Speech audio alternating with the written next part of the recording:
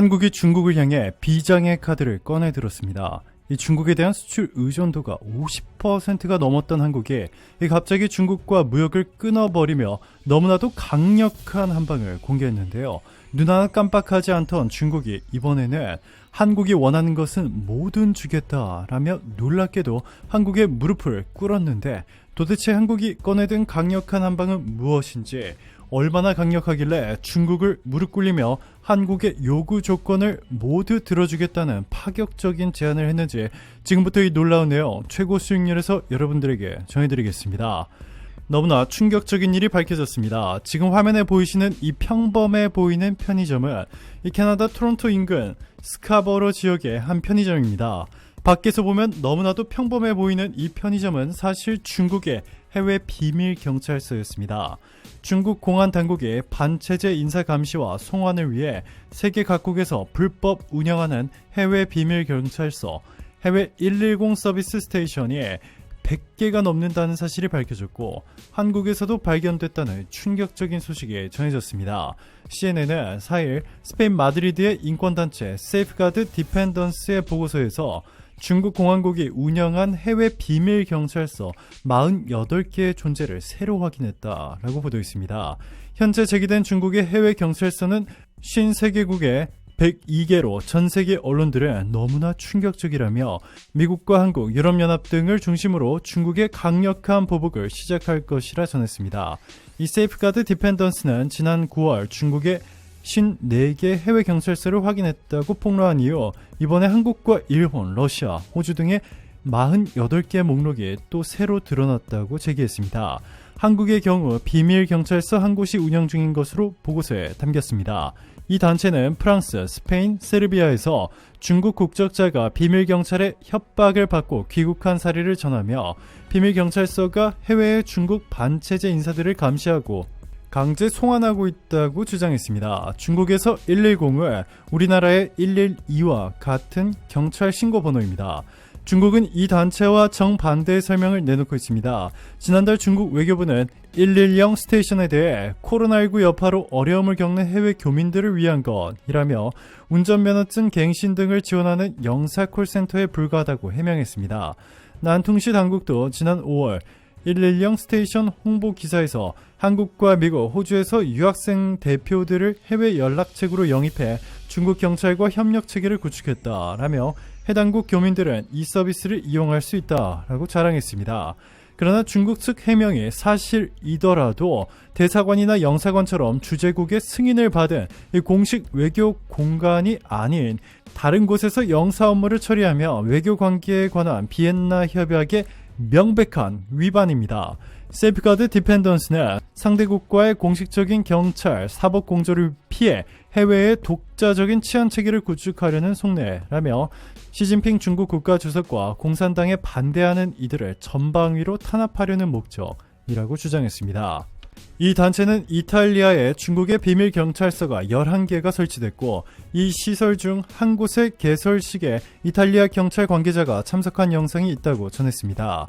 이탈리아, 크로아티아, 세르비아, 루마니아 등은 코로나19 대유행 이전부터 비밀경찰서의 존재를 알고도 묵인했다는 정황도 제기됐습니다. 미국과 유럽 각국은 중국의 해외경찰서 운영 사실을 격분하고 있습니다. 크리스토퍼 레이 미 연방수사국 FBI 국장은 중국 경찰에 뉴욕 한복판에 경찰서를 세웠다니 어처구니가 없다라고 말했습니다. 차기 미 하원 의장 후보로 유력한 공화당 케빈 메카시 하원 원내대표는 미국의 중국 비밀 경찰서가 발붙이지 못하게 할 것이라고 강조했습니다. 네덜란드와 아일랜드는 자국 내 110 스테이션의 폐쇄 명령을 내렸고, 독일과 캐나다는 해당 시설에 대한 조사에 착수했습니다. 현재 한국에 있는 중국의 비밀 경찰서 위치는 공개되지 않았지만 서울일 것으로 추정되고 있습니다. 한국에서 시진핑의 악담을 퍼붓거나 시진핑 관련 부정적인 보도를 퍼뜨리는 자들을 색출해내려는 것으로 너무나도 충격적입니다. 중국의 도발은 이것뿐만이 아니었습니다. 중국 누리꾼들은 한국이 16강 진출에 성공할 수 있었던 것은 승부를 조작했기 때문이다 라며 한국 대표팀 선수들의 노력과 5천만 한국 국민들의 열정적인 응원을 짓밟았습니다. 중국 매체들도 카타르 월드컵 H조 경기는 분명한 승부 조작이었다라며 심판이 우루과이에게 페널티킥을 주지 않는 등 조작을 벌였다.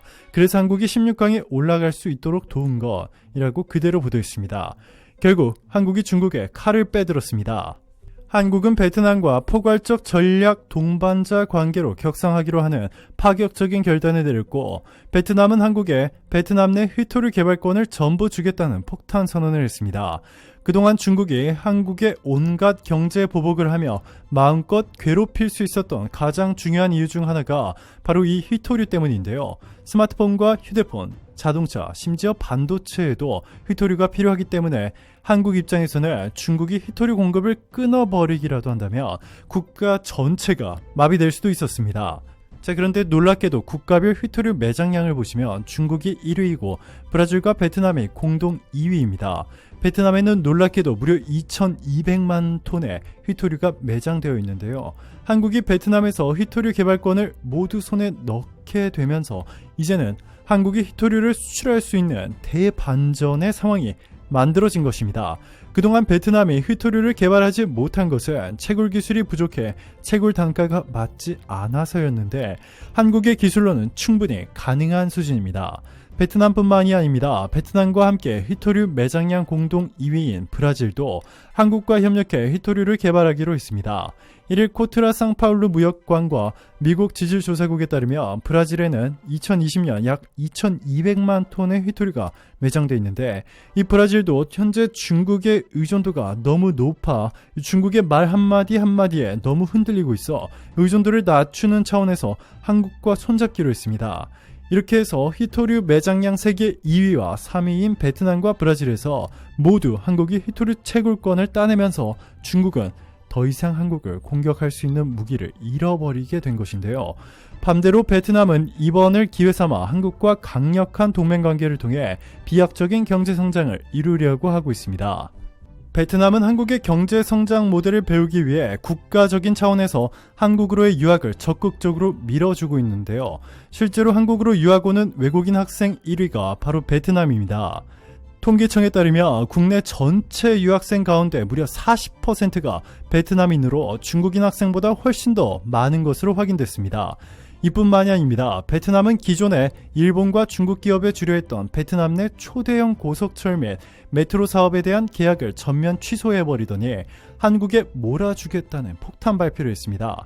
베트남 팜후찌 대사는 한국을 방문한 뒤 인천공항에 제2여객 터미널이 생기고 롯데월드타워 등 초고층 빌딩이 더욱 많아졌다라며, 특히 지하철은 일본, 프랑스, 미국에서도 타봤지만 한국이 세계 최고 수준이다. 민자 구간 지하철 9호선까지 개통돼 최근 메트로 사업을 추진 중인 베트남 입장에서 한국 교통 인프라는 상당히 인상적이다 라고 강조하며, 베트남이 일본과 계약을 취소해버린 뒤 한국의 모든 철도 사업을 몰아준 이유에 대해 설명했습니다. 자, 그런데 이렇게 한국이 베트남 그리고 브라질과 협력을 대폭 강화해 나가며 중국과의 외교 관계를 끊어버리려 하자 전 세계 주요 글로벌 기업들도 한국을 벤치마킹하며 중국에서 떠나 베트남이나 인도로 생산 기지를 옮기고 있습니다. 특히 최근 애플은 탈중국을 가속화하기 위해 아이패드도 중국이 아닌 인도에서 생산하는 방안을 검토 중이라며 중국에 너무나도 큰 충격을 주었습니다. 하지만 일각에서는 베트남이 그동안 한국을 수차례 배신하며 한국 기업들로부터 돈을 뜯어갈 궁리만 하고 있었던 소식이 전해졌을 뿐만 아니라 심지어 베트남 항공사들조차 한국인 관광객들을 상대로 사기 행각을 벌였다는 사실까지 밝혀졌기 때문에 이 베트남을 믿지 말아야 한다는 여론도 상당합니다. 오늘도 감사합니다. 최고로 멋진 하루 보내시길 바랄게요.